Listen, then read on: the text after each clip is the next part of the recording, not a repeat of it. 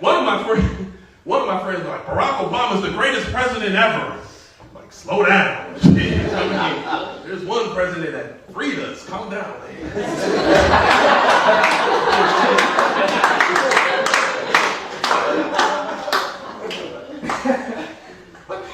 She said, but he did so much. I was like, yeah, he did much, but you know what? His greatest accomplishment, he wasn't even president when he did his greatest accomplishment. Because people said it was Obamacare. No. People said it was killing Osama bin Laden. No. People said it was being the first black president. Nah. Remember, Barack Obama's from Chicago. His biggest accomplishment was not letting R.E.A.L get a hold of his daughters.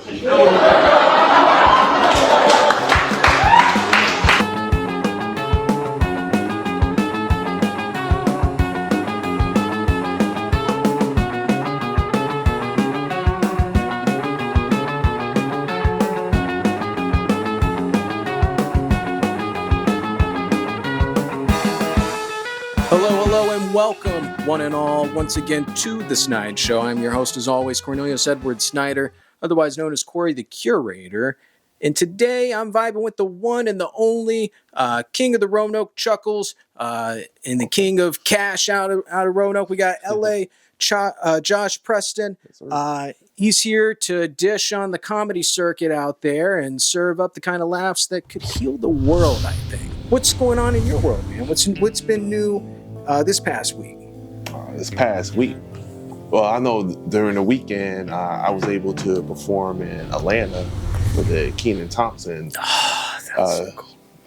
show. They were doing a showcase down there, so I was able to do that, which was very nice. One thing about doing shows like that, you get to network with a whole lot of people. So it's not just people from here.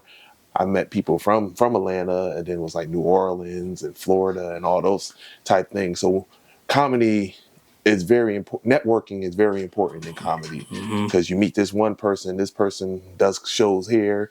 Then you get to do shows, expand your horizon, not just in one little area. So it got me a lot of exposure and stuff. Matter of fact, I've got 100 more followers on Instagram because of that. Fuck yeah, so man. I was like, yeah. I mean, I don't have a whole lot now, but 100 just from performing over a weekend. I'd love a boom like that. I was very happy with that. I was able to perform on Saturday, which I thought I was only going to perform Saturday because they just said, hey, you're just doing the showcase, for the festival. So I get there and I perform, and Sunday I'm ready to head out. Then I get this text saying, hey, you've been chosen to perform in our finale as well. So I was like, well, heck yeah. So I stayed there Sunday and I performed. So dude, that's so cool, man. I think I did very well down in Atlanta, and hopefully it can get me more shows at different places. That's all. What's it about right now? Yeah. You said Atlanta's becoming like a second home to you now. Like, it's cool. Actually, it's the third home. Third home. That's right. Yes. So what's the second home? The second home is Roanoke. Right, but the first home is Bridgeport, Connecticut, because that's where I'm from. Oh, well, perfect transition, man. Let's continue to break the ice here with some hot scoops. I got a couple of scoops of questions here. Actually more than usually. This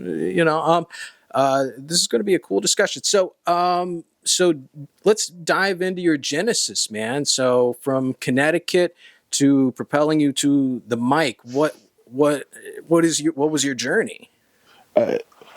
Well, I moved down here from Bridgeport, Connecticut, because my family was from here.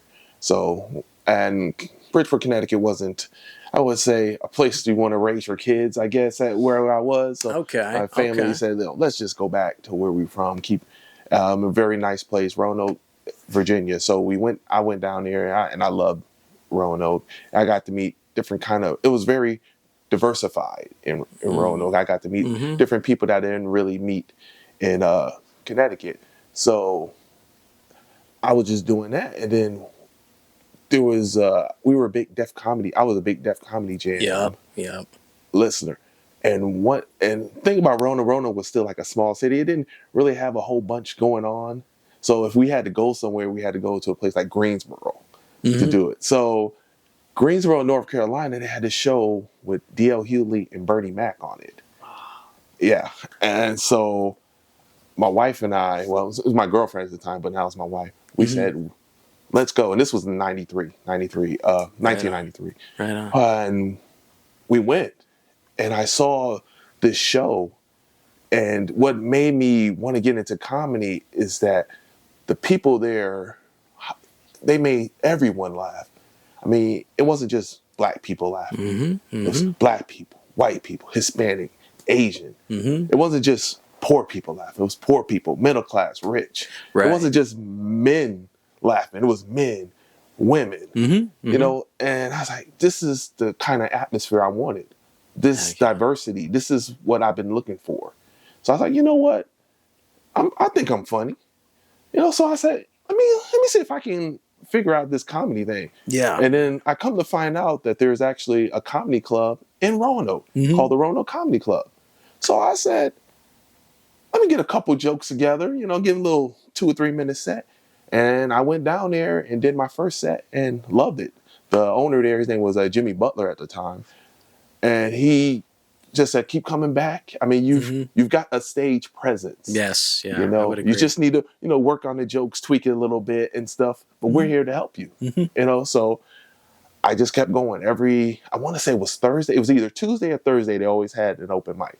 And I was there. Boom, boom, boom. And I say in about 6 months' time, I started hosting there. And then after I started hosting, I started featuring. Right. So, and I did that for about 8 years. I got to meet so many people that have done Netflix specials now that I've seen. And I was able to go to DC and meet some comedians that were on Def Comedy Jam and perform with them. Wow. So it's been a blessing. And then what happened with my wife and I, we wanted to have kids and stuff like that. So when you're on the road, it's hard to be a father and I've heard. And a husband. You know, a lot of things happen on the road. So I had to make a decision. So I decided to be a father and be a husband. And so, but now that at this time, I say it was 2 years ago, so 2021, and my kids are grown. They're, you know, my wife and I were settled and everything. I said, let me get back and doing this comedy. Cool. And so what I did, 2021, I also looked for a place. I was doing the same thing. Let me look for a place that was doing open mics. And here and in Roanoke, it was no one doing it constantly. There was nothing there. Yeah. So the closest place was a place called the Idiot Box in Greensboro, North Carolina. So I had drove 2 hours, and I did it for like 6 months every Thursday. Because when I want to do something, I'm committed. Right. So and when you have your family, like my wife, kids, they're all supportive of me. So I kept going every Thursday. And then I remember one time, and I was able to do a show in Greensboro and a place called Kernersville, North Carolina. And then one day, the owner of the Idiot Box said, why don't you just do a show in Roanoke instead of traveling 2 hours away to do this? And I thought about it. I said, why don't I do that? Yeah, you got the chops. Yeah. Why not? So I start looking around and finding out places. And there was one place called Versus that I started. And we did shows there for about 3 or 4 months. And unfortunately, it closed down. But now I've got the Coffee Pot and I got Ursula's Cafe. Yep. And they were on board. And so I've been doing their shows for over a year. So you've been pioneering this shit, really. I've been trying. Oh, Yes. fuck, man. That's so... Yeah, you're the force behind the Real Funny comedy show. Yes, sir. So can you give us a little more backstory on this venture? How it's influenced this journey and what influenced you to create it? Well, I called it the Real Funny. You know how I've always been said, you know how some people will just say, hey, man, you're funny, or I like you, or some people say you're hilarious. I always got, yo, you're real funny. Real funny. You're real funny. You're a real funny guy. You know, it wasn't just funny. So I used that. But see, I didn't want it to make it seem like I was, because some people will take it the wrong way, where I'm sitting here telling myself, hey, I'm real funny. You know, so Hey, what I did, I yeah. just broke it into acronyms and meant this is what real stood for. And not only that, Cool. when I say it's the Real Funny Comedy Show, it's not me. The Real Funny Comedy Show, it's me hosting with all these other comedians that are real funny, that I think are real funny. And you would think also that are real funny. So Yeah. that's how I put that together. You know, so Yeah, raw, entertaining, authentic, authentic, lasting. Yeah, and that's that, man. That's great. That's great. Yeah, it's like a whole ethos, tenets of this movement. I love it. So in your career, you featured for comedy greats. What nuggets of wisdom have you gleaned from these experiences in regards to the craft of comedy? Okay. As for the greats, I'm gonna throw a name on there, but it's no type of brag or anything. Please, this is Snide Studios, You know, man. Feel I free. never wanted to say anything because I don't want people thinking, hey, I'm not that type of person to say, I opened up for this person or I've done shows with this person and blah blah blah, thinking I'm something. Because Sure. in my opinion, that was 25, 30 years ago. What's happening now? That's what I'm focusing on. Right. So let's just say one comedian that's on Netflix that's done some shows, had his own show that he called this Hold on. same name. You're narrowing it down. You're narrowing it down. Gotcha, bitch. That dude once told me, we used to, in DC, there's a guy called the Mayor Rap City. His name's Chris Thomas. Okay. And I did shows with him. He does these bad boy type of comedy shows that we used to go all over and do. Yeah. And that comedian said, you know what you need to do? You need to slow down on your jokes. Because it seemed like I was rushing. I wanted to get those jokes in, get the joke, pop, pop, pop, pop. Right. He's like, slow down, pause. And if you watch my shows, I do a lot of pausing when I do my jokes. I'll say something and just stop, and then I'll go at it and say, instead of rushing it. So that was one thing. And the person you're talking about is the god of doing those like timing. He's man, yeah. So I learned, and when I was talking about Bernie Mac, he doesn't say the N-word, and I learned that he says MF a lot. he used to say MF a whole lot, but not the N-word. Yeah, and interesting. And I took that from him. I was like, right on. I don't. There's no reason to say it. I don't think. I don't like it. Some comedians, I've gotten slack for.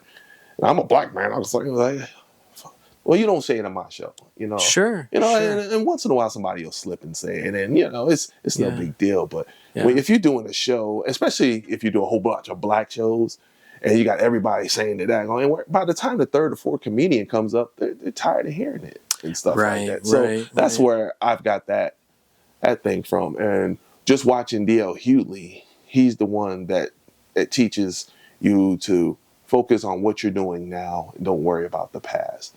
You don't need to be bragging about all this stuff.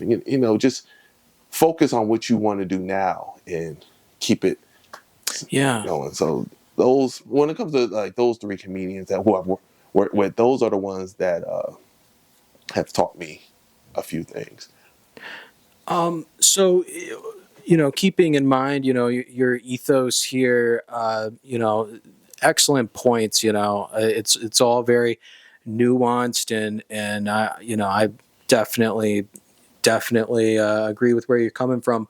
But how do you push the boundaries, would you say, while being mindful of audience sensitivities like that, like what you're talking about?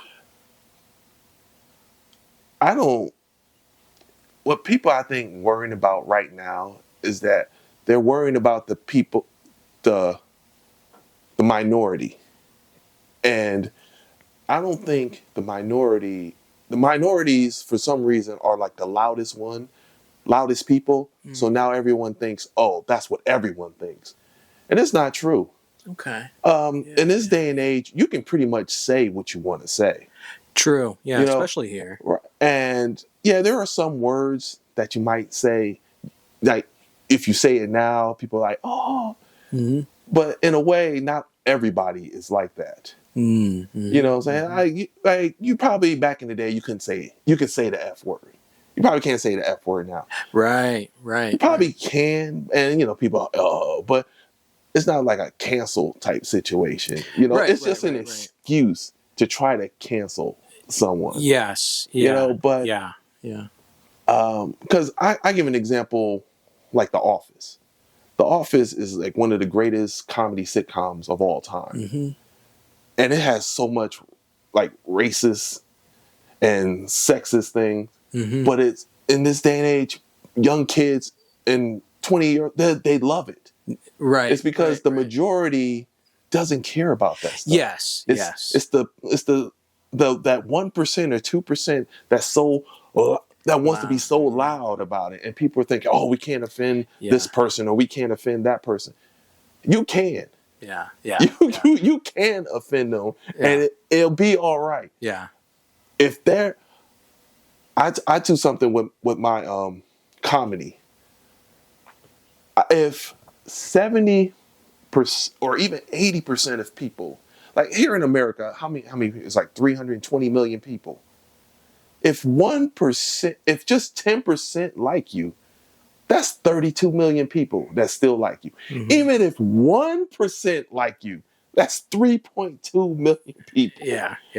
You don't need to have everybody. You don't need to, I'm trying to impress this person. Right. I'm the type of person, if 80% of the people think I'm funny, that's who I'm focusing on. Mm-hmm. But the problem is a lot of people want to focus on the 20% that's not liking you. Yeah. And then what you do is try to accommodate them or try to make them laugh. And while you're doing that, your 80% of people are like, well, this ain't the person I want. So now you got, maybe you got these 20% of people, because most of these people, they're just yelling so they can have just to be yelling. Yeah, it's this fetishization of victimization, it's like people like want to be like, victims, and it's a way of like earning social points. I think part of it is like consequences of just having a public court, like where people can say whatever they want. There are going to be consequences, but a lot of that stuff on the internet, it's noise, and it's if you think about it, the people who have time to fuck around on the internet all day, send bots after people, send hate comments and stuff, those are people that aren't really living their lives. No. Most people like don't have time for that. Exactly. Even like me, who's like on there all the time. Part of comedy is coping, and part of that is just fucking saying crazy shit on stage, pushing boundaries and stuff. How has your material evolved over time based on your personal evolution? Evolved. Like this perspective, have you always had it, or is this over time come about, like your comedy ethos? I think I've always had it. Like with my comedy, most of my comedy are just silly jokes. That's pretty much all it is. It's just that I'm not out here being a shock jock. I'm not here trying to hurt people's feelings and stuff like that. There's comedians that want to say something to get that shock value. Like, oh, I'm not like that. I'm just here to be funny, y'all. I find this funny, and if there's something that's not funny, I'll tweak it to make it funny or stuff like that. But there's something I'm starting to understand why. I understand why people would take offense to it. And I'm the type of person, I would never say, hey, you shouldn't be offended, or this shouldn't be your feelings, because your feelings are your feelings. Yeah. Mm-hmm. But if you know that something like this is going on, don't come to the show. And then when it does happen, you're shocked. Yeah. Don't go to an Andrew Dice Clay if you're a church person and God and all this stuff, and you hear Andrew Dice Clay and you're like, oh my goodness, I can't believe it. Really? Yeah. I would assume you do your research. Exactly. But what's good about my shows is that now that I've been doing it for over a year, about a year and a half, they understand what kind of show I'm having, and they know that, hey, if I go to a LA show, I'm not going to get offended. You know, I don't have to worry about people badging religion, Right. badging politics and stuff like that. Right. I don't want to hear. I hear enough of that in real life. Comedy, we're here to laugh and get away from that stuff. Yes. And that's what I want to do. Just for a couple hours, just sit here and just laugh about just crazy stuff and just have a good time. I don't want to hear people, oh, do you see what those Republicans and these Democrats? Oh my goodness, how can people believe in this religion? Right. We don't want to hear that, man. We just make us laugh. Yeah, you know? You're real. You're I try real. to be. I try to keep it real, man. I do. Some of the stuff I say is ridiculous. Like, man, there's no. Right. But it's observations. Yeah. I love that, man. So if you could only tell jokes about one animal for the rest of your life, which animal would you choose and why? Oh my goodness. Whole What kingdom. animal. I would just talk probably the koala bear. Yo, that's a great dude. That is rich. That is rich for comedy. That's so funny. Chlamydia thing. Yeah. Just how you. That's the best answer. That's the right answer. There must be. Do we get that from them? There's somebody. I know there's a joke. I'm sure there's a comedian that's had a joke about that. Did we get the chlamydia from the koala bear? The koala got it from us. What are we doing here? How did that happen? Oh my God, that's so. And like does other animals have other herpes and stuff like that? Do they? We never hear that. The only thing we've heard is koala bears and chlamydia. We never heard cats. Does cat have herpes? Do they? I don't know, man. I don't think so. I don't think I think now that you mention it, that's the only human to animal STD I've ever heard of, and of all the animals, herpes zoonotic. And I've seen some bestiality and some daggone. I didn't look for it. Sometimes I'm just going through a rabbit hole, and all of a sudden there's a dog's penis somewhere where it shouldn't be. And oh my God! What is this, dude? I've seen some cringe. Like on Reddit, there was this she was like a streamer who like was under fire for that, and you're like, what? Because someone compared like I guess the background and like the dog and stuff, and we're like, that's her, and she was like a gamer on Twitch. Was busted for like, yo, that's the same chick doing these bestiality videos. I saw this shit on Reddit. I was like, oh my God, the internet. Are you kidding me? So you said as a booker, the real funny, the ethos that you have there, like you like to find comedians that fit into those, making sure they're authentic and entertaining, raw. Yeah. Can you tell us more about like your process as a booker and what other things spark your interest in a comedian for the lineup? Well, most of the time I've worked with the comedians already. Like you said, I'm everywhere. I try to be everywhere when I perform. And I mean, there's some people that want to send tapes and videos. I like seeing you in person. I will actually go in. I'll drive 2, maybe 3 hours just to see one comedian. And people are like, why you came all the way to see me? Like, yeah. You're scouting. Yeah. That's cool. That's what I do. That's cool. And it's not just you. There's probably I might find 2 or more. I might not like you, but there might be 2 or 3 comedians that have been on the show that I'm like, all right. Well, I may not like you, but I like this person. You know? Yeah. And I'm always willing to give somebody a chance. Because when somebody sends a video, it's probably their best. You know, I'm gonna send you my best video. Yeah. Like that's just one day that person had a good set, and then you see him, and then he's messed up because he's not. That crowd was, I don't know, had his friends or something. Maybe it was a bringer show or something like that. Yeah. Or he has laugh tracks in the background. You know, that would stuff be... like that. You know, so I don't really really say send me. I never say send me a video. I just felt really bad. Whoever out there has done that. Oh, who added piped in. I'm just saying, like I don't mind. That's why I want to see you. Yeah, you know, and that's the type of person I am. I will drive to see, especially a good comedian. Yeah, absolutely. So, What has been the networking triumph? Any game changers that for you in your comedy world as far as booking and networking? For booking, there, Yeah, there, there, there's been a couple comedians who's like featured for famous comedians that contact me, or they'll say, "Hey man, I've heard you do shows here. I heard your shows are great and stuff." Or this person recommended me to come talk to you about shows like that. So when it's that right there, just comedians coming to me wanting to do my show, that is great. Because in the beginning, I was looking like I gotta find, but now I'm getting the name out there now, and. And what's crazy about that also is that there's other places that want me to do shows, and I don't mind. I don't mind doing the show, but what happens is that now I can't go to Tennessee or North Carolina, South Carolina, Georgia, DC, Florida, or whatever, because now I got a show here to do. So sometimes I gotta say, well, I'll get back with you, or sometimes I might say, give it to another booker and say, hey, this place wants to do a comedy show. See if you can help with that, and I'll help it any way I can. Awesome. But I'm the type of person, I want to go out there. I want to perform everywhere. Yeah. That's what I want to do. But what I'm doing right now is great.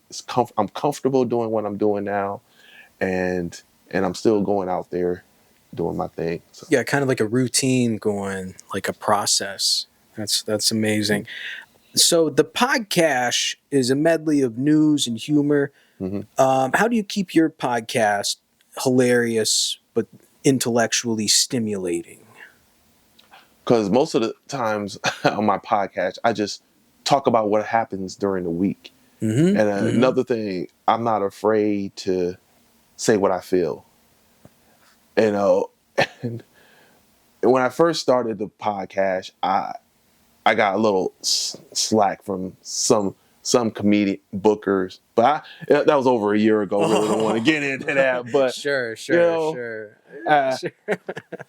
You know what? I'm gonna get into it. Okay, I'm gonna get into it because slice us off a piece here. What peed me off is that people don't realize I've been in this comedy thing since '93 in Roanoke. Right. I did it for 8 years straight, and back then I'm in my 20s. So, and look at me right now, what I'm doing and how I'm just busting. So imagine in my age now, back in there, what I was doing when I first started comedy 8 years ago. I was doing what I'm doing now, just going everywhere. Yeah. It wasn't a stop. I wasn't stopping. Wow. So people know me here in Roanoke. All the comedians that has done it back in the 30s, back in the not 30s, I mean 30 years ago. Back in the 90s, Depression when you first started. You know what I'm saying? Like I'll give a shout out to one like Rob Ruthenberg. Rob Ruthenberg, I hate throwing the word legend around because they use it too loosely. I mean, there's somebody that does comedy for 3 months and it's like, oh, this legend. Like, man, you've done comedy for 3 months and you calling this dude a legend. Oh, he has one open mic and he's a legend. Like, what? No. Yeah. Jordan is a legend. That's those sort of people that you call legends. And I don't want to use this loosely. There's a guy named Rob Ruthenberg who I consider a legend in Roanoke. I mean, he started he started before I started. He's done shows like with Adam Sandler and George Carlin and all those people, Wow. That's who I consider a legend. Yeah. And he put me under his wing. We used to go traveling doing comedy shows. He always tells this story. We were doing a show for the military down in North Carolina.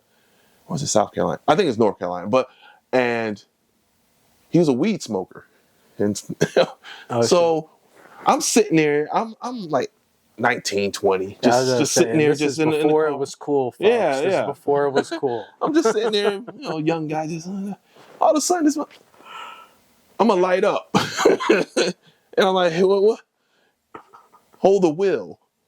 Like, what do you mean? Oh my God. I'm sitting there like this. while he's sitting there smoking. Holy I was fuck, like, man. I'm in this car with this dude. And it was like one of the craziest things ever. Yeah. But I enjoyed working with him. I enjoyed, traveling with him. Yeah. But that is those are the people. There's another guy named Phil Hogan. He like plays the guitar and stuff. Mhm. There's a magician called the Great Scott. Rich Voss, I don't know if you know him. He was one of the players on Chappelle's show. We were doing. I'm hanging out with these people doing shows here in Roanoke, and then I come back, and then here's these. I guess I don't know if they call them new cats or whatever, and they try to treat me like I'm some kind of new person on the scene, or I don't know what I'm doing, or trying to give me advice. Yeah, what? And there was this booker, and I went at him because there was a show that he couldn't pay the headliner. So, and there's a tip jar. He took the tip jar and paid the headliner with our money. The money supposed to be split with the comedians. He took the tip, and I went off on him. I went off on my podcast, because that's what I do, and went off on him. And that's what podcasts are for, Right. folks. So one of his friends says, you keep it up, you're going to be doing shows in a broom closet in front of 4 people. Told me that. Okay, so we're back at the broom closet. And it threw me for a loop. Yeah. I'm like, obviously, you don't know who I am. The gall. I had to, gall. yeah, to say, and I had to go, like, man, I was doing comedy here in Roanoke probably before you even, you were nobody, Yeah. I am in Roanoke, busting my butt, doing these shows and stuff like that, and then I get screwed over this time, because I've never been like screwed over like that. Yeah. Ever. Yeah. Everybody was been good to me, bookers, everything. And to get screwed over like that, it peed me off for him to sit there and say, like, are you kidding me? Yeah. Who are you? That's what I got. Yeah. And I didn't want to say anything because I don't want the dude think, oh, he's still talking about that. I usually don't talk about it, but when somebody brings something like that up, yeah, it brings back that memory, and I'm like that dog. And that's the kind of bite of reality you can get on the podcast, like that. And that's I dig it, man, because again, going back to what we were saying before, the thing with podcasts, the thing with free speech, the thing about fucking America, bro. Like it's like just like being able to fucking say what you want without. And if people, like you said, get pissed off, get offended, whatever, they have the freedom to say what they want to, right? But to say that, and now look what I'm doing, and that person is doing nothing. We draw the line at hate. That's where we draw the line. That's probably it's just hate. It's just motherfuckers don't hate. Don't hate. Right. That dude's doing nothing. Yeah. Well, I tell you something that was funny. One of my comedy friends said, "Look what this dude wrote on his Facebook," and this dude said, "Congratulations to my pal Matt Rife for doing all this, selling out all these shows. Hopefully one day we'll have him on my show." And I just really, Matt Rife now. You're pals with Matt Rife. Jeez Louise. I mean, oh my goodness. And people like that, man. Yeah. It's just yeah. And going back to what you're saying about like the venue and stuff is like, the thing is like, motherfuckers, like, you bring in the money on those kinds of nights and stuff, and they have the money to pay like headliners and stuff out of that. So to like take it out of like a tip, the tips is just that are meant for you comics is just right. Because there's a difference there between the local comedians that feature and open on these things and the headliners. That's separate stuff. You right? would think, yeah. But see, with my shows, I don't have to make any money because I always have the money. I don't need the money from the venue to pay me to pay the comedians. When I first walk in, I already have the money for the comedians. The comedians they love it because I have an envelope with a note that says thanks with their money in it. And I have it before the show even starts. Yeah. And when the show ends, I give them the envelope. Here you go. Thank you. I do it all the time. Yeah. Yeah. You know? Yeah. And one of the comedians sometimes told me that I'm too nice. And I am. I am a nice guy. And I do. And I do know some people get over on me. But it's one of those things that, say if someone borrows $20, you're giving them the $20 thinking you're not going to get it back. That's the type of person I am. Right. If you pay me, that's great. If you don't, it's no loss to me. And then the same thing with this comedy thing is, hey, I'm going to pay you this no matter what. Here you go. I paid comedians that didn't think they were going to get paid. There's some comedians that took the like last night I had a comedian just take the letter, the note and stuff, and give me back the money. Said it was just a pleasure doing the show here. You know, because I try to run a great show. My show is just boom, boom, boom, boom, boom. Yeah. Let's get out of here. And producers like you are the kind that we need in the scene. Yes. But sticking on the podcasting scene, speaking of dollars, with episode titles like 16th Dollar, what's the story for folks who haven't listened to the podcast behind these unique names? Well, it's called the podcast, and then I put the dollar. It's the money thing. It goes back to when I used to wrestle. I used to also be a wrestler and a comedian. And my name was L.A. Cash. I was part of a tag team group called the Southside Players. I see. Okay. And so that's where that podcast came. Because I still want to do something with the wrestling as well. Yeah. I want people to know, hey, I used to be a wrestler too. I don't want to just be comedian. I do other things also. I don't wrestle anymore, but I want that part of my life also to let people know that, hey, I did that. You know, be part of my comedy as well. So that's why if you see something like Cash Shiznit or Cash, it has nothing to do with comedy. It has to do with my wrestling. Funny. Yeah, because I had seen that in your bona fides here and there, but I couldn't find more specific information. How have both those industries shaped your performance style, would you say? The wrestling and the comedy. Wrestling it's just like comedy. It's live. The people are there. They're with wrestling. You get a lot of hecklers. Wrestling, you want, especially if you're like a heel or back, you want to hear the hecklers, so you can just say something back. And I think that transformed. Well, with my comedy, when I started doing wrestling, it transformed that over. Because if somebody heckled me, boom, I got something for you. Wow, heckling, interesting. Boom. I didn't even consider that, but that makes so much sense. On that note, if you were a superhero, what would be your superpower and what would be your kryptonite? Oh, man. What would be... I actually talked about this. I would like to just be a person that can just transport anywhere. Because I'm a type of person, like I said, I love to travel. If I say, you know what, I want to go to Vegas. Boom, I'm in Vegas. This is an entertainer. This is an entertainer right here. That's what I want. I just go in, boom.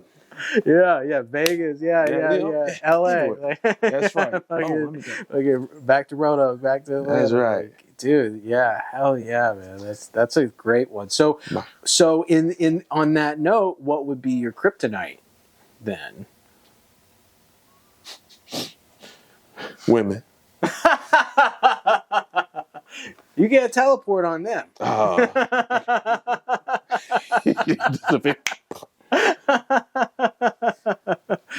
Man, I get caught though. I'm out. Dude, I was here all the time. Yo, there you go, man. Somebody say you were in Rihanna's locker room. No, not in the dressing room. No. I was in the bathroom. Yeah. That's like some Shaggy shit. That's like if Shaggy was... me. That's awesome, dude. But the women part of like kryptonite. Sometimes I guess you could say sometimes my kryptonite is gambling because I love to gamble. And so I love to play poker and stuff. So that's also my kryptonite. I like doing that. I think that would be more.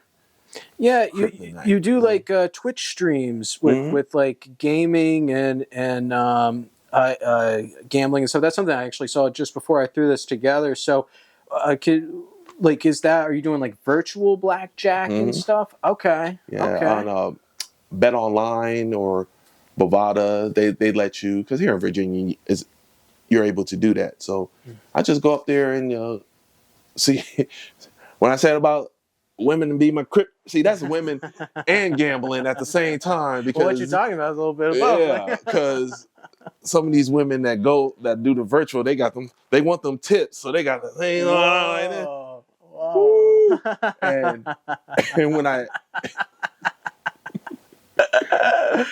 when I do the Twitch thing, and the girl with big breasts pop up, you know how Dave Chappelle said, "Damn, look at them titties." Yeah, damn, look at this. Yeah. I always play that when I see it. Damn, look at them titties. Oh, that's great. That's so good. That's so good, man. Oh, man. Doctor said I need a Bacchianomy. That's my favorite one. All right. So getting back to your comedy career, LA. You're an active participant in festivals like Roanoke Comedy Fest, and you've got a wealth of experiences. What's it like being involved in these events? I just did the Atlanta festival, the Urban Music Festival. Okay. And then the Roanoke Comedy Festival. Yeah. I know we had talked about the ATL one. Do you have more on involvement in events like the Roanoke Comedy Fest, the festival you did down in Atlanta?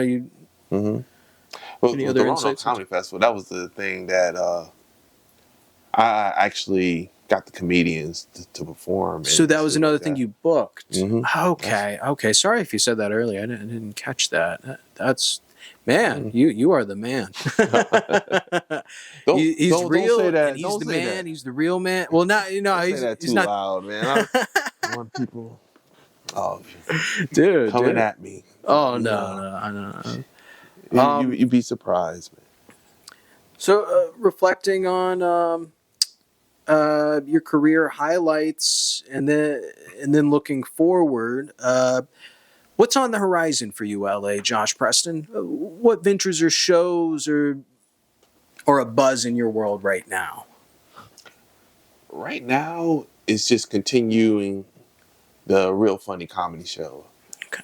Probably doing some expansion. I know there's people in Bedford that they do.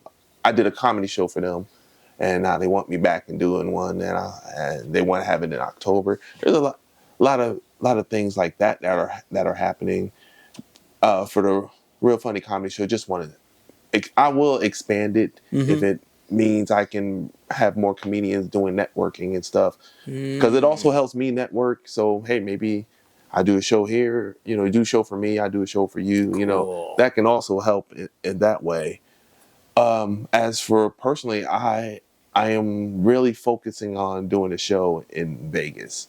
There's a possibility I might be able to do Jimmy Kimmel's show in Vegas. He has a little comedy club there. Cool. I'm definitely trying to get to LA and do a show. I always wanted to do a comedy show in LA. It was one of those things like a long time ago, had opportunities and things, but I said because of I chose husband and fatherhood, I couldn't go and do LA and stuff. But that might be something on the horizon as well. But I've done Vegas. I love Vegas, and if I have an opportunity, I'll do it again. And then also try to move up north. I'm trying to also do a show for my Connecticut, because that's where I'm from, Bridgeport, and they have a little comedy club there. And I'm thinking, go up there and do a show and see the people I haven't seen in 25, 30 years. Interesting. So that's what I have on the horizon. And if anybody has any opportunities, because I'm very easy to get in touch with. And I'm not one of those people that's trying to act like, oh, I'm too busy, or hey, you did this. You did this, man. Yeah, wow. Yeah. I always have time for people, especially comedians that want to do something with it. Sometimes you get people that want to do this comedy, and most of the time they're up there on a soapbox, Not even, you're not really saying anything funny. You just want to talk about how bad the world is. Right. And stuff like that. Or they want to do little shock things. Oh, I can't say this at work, but I'm going to come to this open mic and I can say it here. Yeah, and there's no joke to it. They're just saying crazy shit. Yeah, yeah, I feel you, man. But I love that. What's on the horizon for LA Josh Preston? He's broadening his horizons, and he's getting back to his roots. Trying to, yes. That's awesome, man. That's awesome. So real quick, before you leave the Snide sphere, or before we get into these clips here, plug your channels, your social medias, let everyone know where they can find more of you. Okay. Well, on Facebook, you can find me at The Real Funny Facebook page. Go there if you're a comedian that wants to be booked for one of my comedy shows. On Instagram, I'm LA Josh Preston, LAJOSHPRESTON. I think I spelled my name right. I think I did, yes. Period. Yeah. I'm starting to do TikTok, because one thing I've learned when I was doing Atlanta and these seminars, they're very big on followers and Instagram follows, TikTok followers. Yeah. More you have, the more. And I'm old school. I was like, yeah, okay, I guess I can do some TikTok videos. But can I get on my soapbox real quick about that? Please. I don't understand how there's people out here that got 10,000 followers, 100,000 of followers, and they put something out there, and I get, with my 300 followers, just as many likes as they get. And I don't understand that concept. I especially on Facebook, there's people that do these digital creators. They're 4,000, they got 5,000 followers. Mm-hmm. And then when they put something, they might get 100 likes. Right. I mean, that's not even. Yeah. But yeah, here I am with just 400 friends, and I get just as many likes and cares and all that. Yeah. Good stuff, I mean, can y'all take that in consideration? Yeah. How about y'all do a percentage? Do a percentage of your likes and people who are actually really talking about your TikTok videos. So most of these people, we all know they're bots. Mm-hmm. Let's stop. Let's stop. Yeah. With the BS. Most of your people that you got on here, you got 100,000 followers. Most of them are bots. Because if you got all these followers and stuff, how come when you do shows, no one's there? Yeah, where's your 100,000 people seats? that you're supposed to have? Seats? Yeah. That's why we try to keep it very. And I've had people try to talk me into getting shit like that, and I'm like, it's not. The people are like, oh, it's a cost of doing business or something. It's what you gotta do to get ahead and stuff. And I'm like, I just don't feel right. Feel right. Yeah, I like the grind. Yeah, I like the grind. Real shit. Keeping it real, man. That's right. He's a real man right here, man. Exactly. I love it. I love it. And, see, that's it right there. That's everything is LA Josh Preston. Even on Facebook, if you want to be my friend on Facebook with LA Josh Preston instead of following The Real Funny, because it seems like that's what people are doing. Sure, I'll accept your friendship at LA Josh Preston on Facebook. So Facebook, Instagram, TikTok, LA Josh Preston. On YouTube is LA Cash Shiznit, because I put my wrestling thing on there as well. So I'm actually gonna put some wrestling clips. So one of my I'm gonna shout him out, Joe Bridges. He's a great comedian and stuff, and he's always listening to my podcast. He's a real big supporter. I love that guy. So I love that guy. I'm put a shout out to him. And he said, you should put some wrestling clips on there, because he's excited about that. Yeah. So it's like, all right, I'll see about putting some wrestling clips as well. Real wrestling. That's right. What about that? Real wrestling. Still real to me, damn it. Yeah. That would be the tag. Dude. That'd be the tagline. The little, in the quotes underneath, real wrestling. And then, all. Dude, yeah. And, do it in the raw font with, the, where it's, shredded and stuff. Real wrestling. And then, you're kind of you're is it Vince McMahon? You're the Vince McMahon of the whole thing. That would be fucking. That'd be fucking awesome, man. That'd be fucking awesome. Oh, Dude, and then like, oh my god. See, I've been saying like we need like some good like backyard wrestling around here. Like, oh wow. that's the shit I'll watch. No, I'm just kidding. Speaking of wrestling, this is kind of like our little clip commentary segment. Let's check out a little bit of some self-defense, man. Here is some self-defense that you can do while you're watching TV. Okay. Look at that shit, man. Look at those moves. Look at those moves. So, am I the one lying on the floor, or am I the one flipping? Well, the one flipping's got more talent, obviously. Look at that one. This is supposed to be self-defense you can do while watching TV. Wow. With featuring someone's aunt on the floor. Whose ankle is that strong that can flip over a 220-pound dude like that? This is some Steven Seagal shit. Have you seen Steven Seagal do like those moves and the other person just flips away from him and you're like, someone told him to do that. Someone told him. Like, have you seen those Dolomite old school? Oh my God. When he's doing the karate. Yeah. Dude did that little kick. Didn't even touch him, and the dude flew into the back of the trunk of the car. Yeah. I'm like, get out of here, man. Right. Speaking of strength, what kind of ankle strength we got right here? Okay.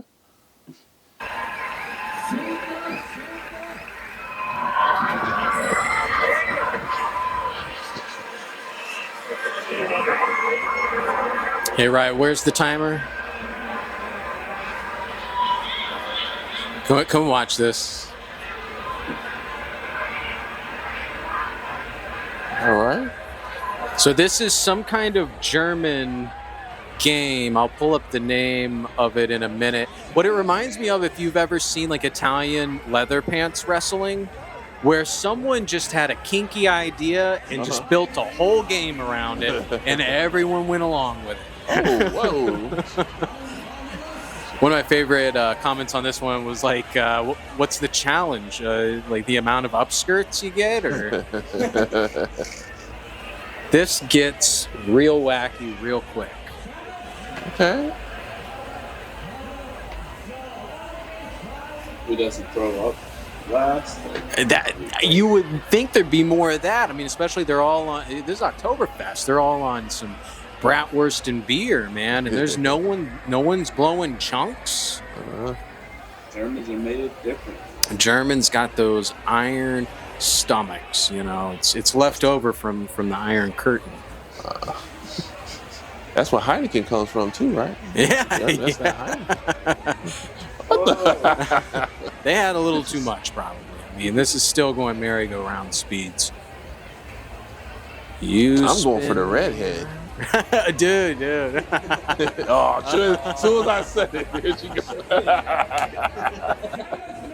Another good point someone made in the comments is like anyone that's not in the center, and that's why you see they're fucking elbowing each other to get into the center there, because that's where you're going to get, you know, the least centrifugal force. Everyone around the border, they're just plebes.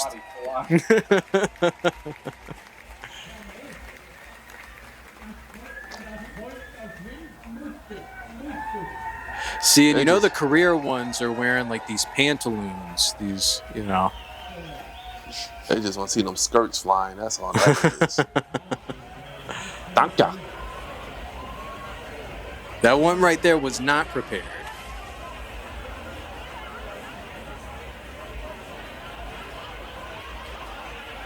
You got to have strong thighs for this? I reckon, man, you know. The strength to be able to, like, I guess, like plant. Is that it? Because you need a plant. I just thought a big girl might do this. Yeah, where are the big girls? You think?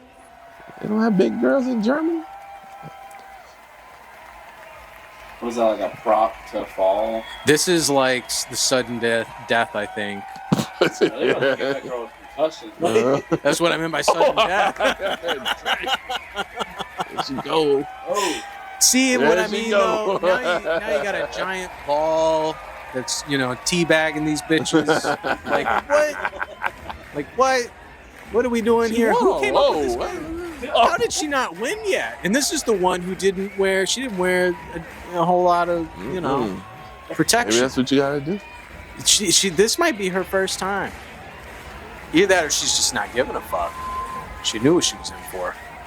I'm still like, how does she not win? How is she not the trying to winner? hog tie her or something? See, I'm starting to think the real competition is for those gentlemen over to the side with the with the gloves. Or I guess one of them's a lady doing it. These wranglers here.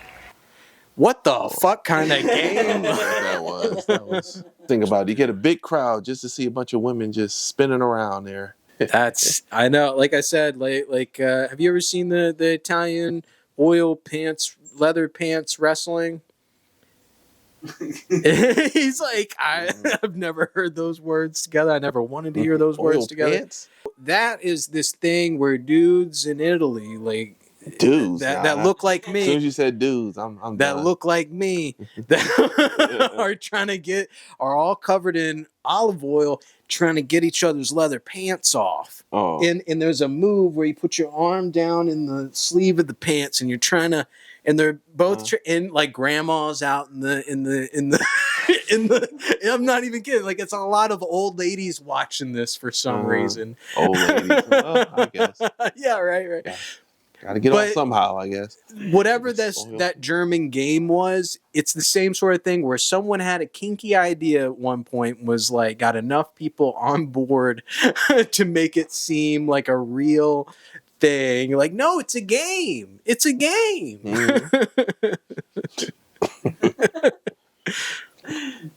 All right. It's like Twister. That's how it started. I can't remember. Yeah. Dude, Twister probably is the most well-known. Someone must have taken this one off.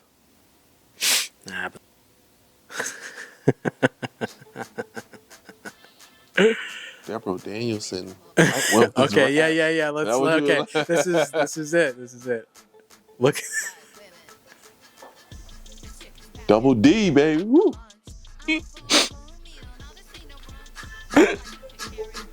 I gotta be a white woman's rap. No.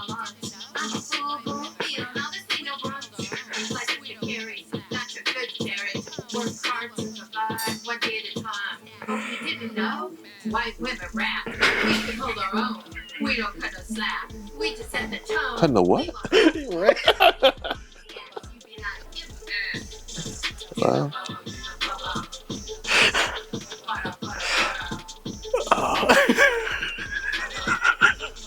So bad. Do the bobo. Yeah, I don't know. Yeah, they are a bunch of bobos. They are. We used to get cornballs back in the day. We used to call them bobos. This is some cornball and shit. Like beat up shoes. We used to call them bobos. We had a song for them there. It's like bobos. They cost $1.99. Bobos. They feature. Do you think fit your feet real fine? Bobos. Yeah. Do you think she knows about this, or is she just like, is that just nonsense? Like, just fucking nonsense, bored housewife nonsense, I guess. I don't know. You would think she had double D. Her name is. Ugh. They're not, right? No, they're not. And I know double D's. That might be a B plus, B minus. Oh my God, my soul is crying right now. She put money into having this video made. Yeah. This is a diss to all white women, calling it a white woman's rap. They just should have called it a hell woman's rap. That's what it should have been called. Right. Hell, just right. Like what? Like why bland. you gotta yeah. Mayonnaise woman rap. That's what it should have been called. I was looking, Ryan, for the one I sent you in the group. Definitely not Izzy. Izzy Iglesias, or whatever her name is. Yeah, That's I got down in Bada, bada, baba. Well, is they doing that because it can be? Because I know it's just some people can just have a catchphrase and it can Right. catch on. Remember that girl?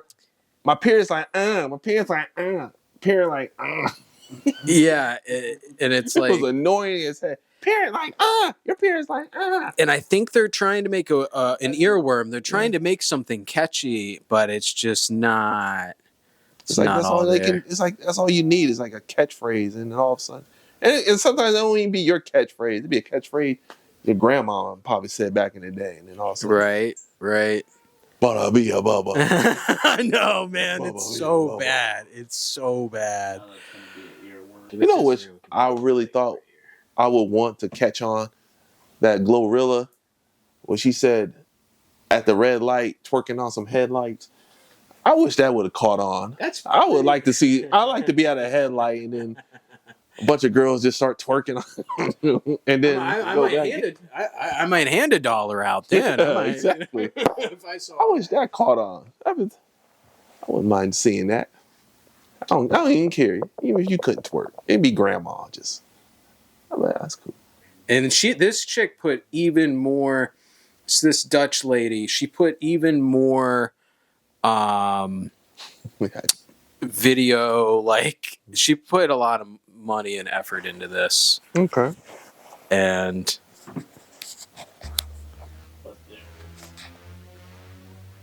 There's nudity? That's okay. That's a Hooters.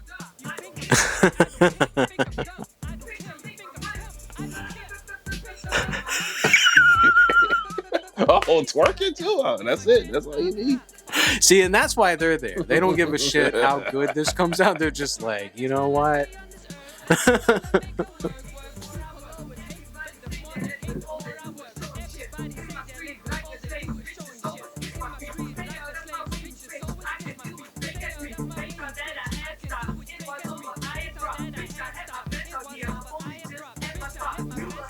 Whoa. Go ahead and jog it real quick. Just turn it off and real quick.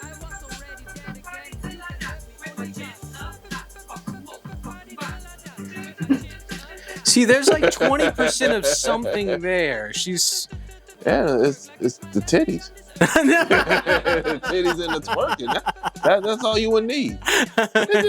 He's like, could you just mute this for a second, man?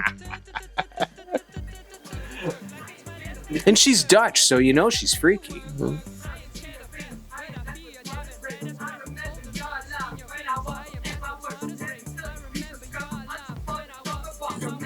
Is she rap? Do they? I don't think the words rhyme. Ryan's just. But there's a flow. There's a little bit of what was that?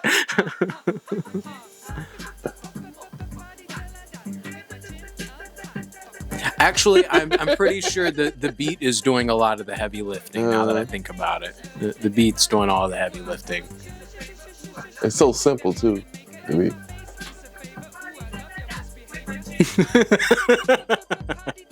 Sometimes I'll just hit up Ryan in the past week. I'll be like, "Ba, ba, ba, ba, ba, ba."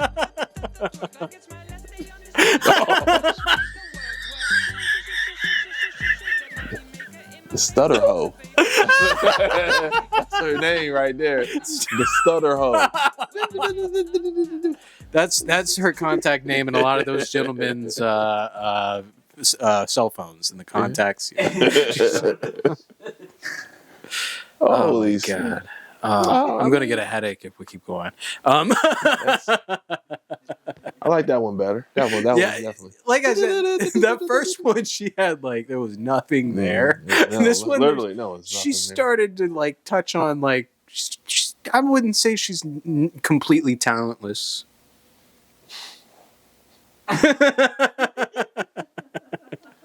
But the Dutch one, that second one, stutter hole. Yeah, she was definitely. She had something. She's something. Yeah. Yeah, it's a little bit of an earworm. It's better than the. I already forgot the other one. The Bobo something. Man, Bobo. Cost $1.99. That's not better, right. you know. Oh my god. Oh man. But thank you so much for coming on, LA. No, thank you for having me. I lot really of enjoyed this. A lot of fun, man.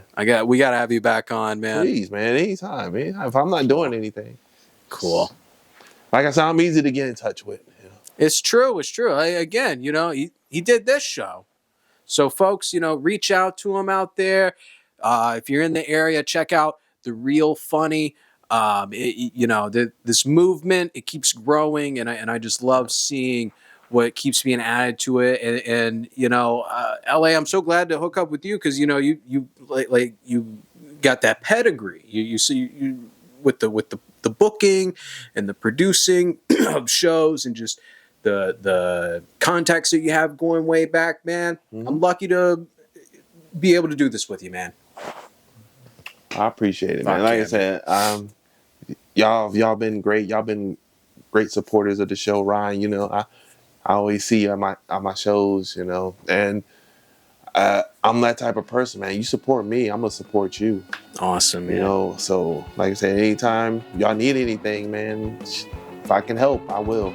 Thank Definitely. you, man. Because a rising tide lifts all ships. That's right. And on that note, folks, stay snide.